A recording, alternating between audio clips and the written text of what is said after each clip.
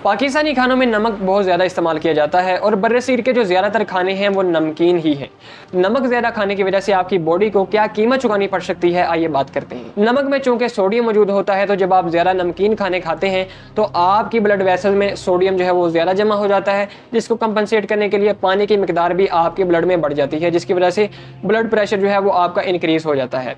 जब लंबे अरसे तक ब्लड प्रेशर आपका इंक्रीज़ रहता है तो आपकी ब्लड वेसल्स अंदरूनी सतह से जो है वो टूट फूट का शिकार होती हैं और वहाँ पर फैट जमा होने लग जाती है, जिसकी वजह से आपके दिल और दिमाग की तरफ जो है वो ब्लड की सप्लाई कम होने लगती है।